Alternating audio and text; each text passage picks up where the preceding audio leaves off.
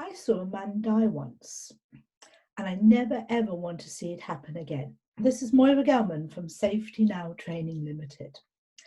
I just thought I'd tell you a story about how I actually originally got into health and safety. So people look at you and you think, oh, you're in health and safety. How did you ever get there? And not only is it a story about how I got into health and safety, it's also about the importance of people understanding who you are and what you represent and your values, especially when you're looking for people to buy from you, to trust you, to know you and like you. And I do come across quite confident sometimes, and I come across quite quirky, and I have a weird sense of humour. But a lot of this covers up some quite serious stuff that's actually gone on in my past. But the one I want to tell you about is this man that I saw die. So many, many years ago, back in the last century, when I was probably about 23 or 24, and not in this country, in South Africa, actually. I was working at this woodworking company. They were shop fitting, and they made all the counters and the doors for this company, very similar to what Woolworths was in this country when it was opened. In South Africa, it was known as the OK Bazaar. So I used to work for the OK Bazaar's workshop in the woodworking department. And at that stage, I was working up in the canteen. We were making food and we were serving food. And my job, as I'm a very young person, was to run around the workshop and take in all the orders for all the people who wanted breakfast and lunch.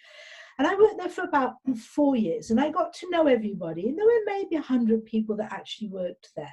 So over the time, you do get to know people. And one of the blokes that was working there was a much older bloke. And even though the relationship was definitely not inappropriate, we became friends.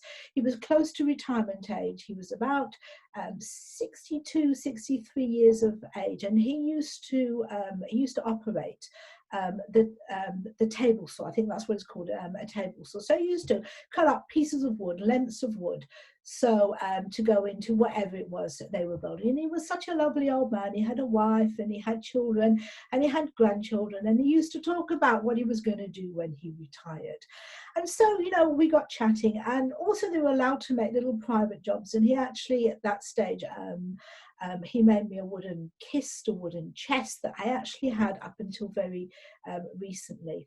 And he was such a lovely man. And one day he died, just like that. Was it an accident? Well, that depends, doesn't it? But I saw him die.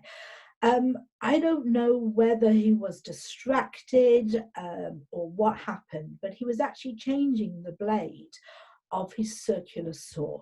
So where it goes in, you put it on like a spindle and a chuck and you tighten it up. And we don't know whether he didn't tighten it properly or whether he'd forgotten because maybe his mind was elsewhere, probably thinking about his life and his kids and his grandchildren.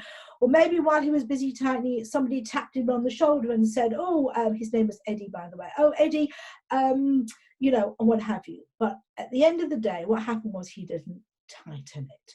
So a circular saw, it gathers speed, it gathers momentum as it goes up. So as it was gathering speed, it flew off its spindle straight through him into his stomach and killed him.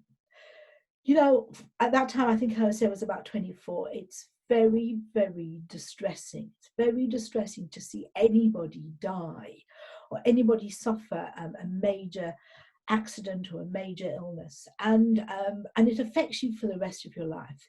Even more so now looking back on it, thinking actually that man never got to enjoy his retirement. He never got to see his grandchildren grow up. He never got to spend time with them, and life is not fair.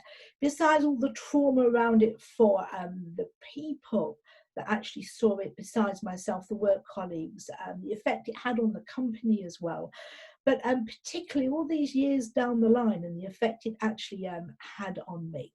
So why did I go into health and safety? Because if you can save just one life or one quality of life, you're probably saving all the exponential ones that actually are around this one.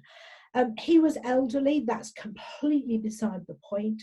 Suppose you were young or about to get married, or you know, you were sort of at an age where you were looking to change direction. Maybe you hadn't got your insurance in, or maybe all sorts of these maybes. How is it going to affect your life?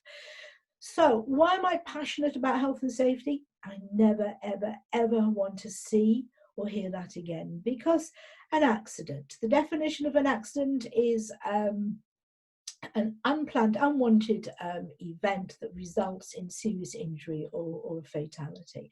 But if you look at them all, it could all have been prevented. So this is me, and when I'm putting myself across, when I'm going out with my business and I'm marketing my business, I have a whole range of stories, and they're all true. Sadly, they're all true, about who I am and what I do, so that when people look at you, they can say, actually, she's got the right values. She understands, you know, what the consequences are of this. And I want somebody there who does understand, as opposed to somebody who just, oh, it's just a tick box exercise. This is not a tick box exercise. This is serious stuff. This is life and quality of life. So once again, I saw my man die. I never, ever want to see it again. And I hope that maybe you can take something from this about talking about something that's happened in your past that's maybe affected you and maybe made the person what you are. Perhaps you can use that also within your marketing, because people buy from people and it's important. So this is Moira Gelman from Safety Now Training Limited, and I'll be back with another one at some stage soon.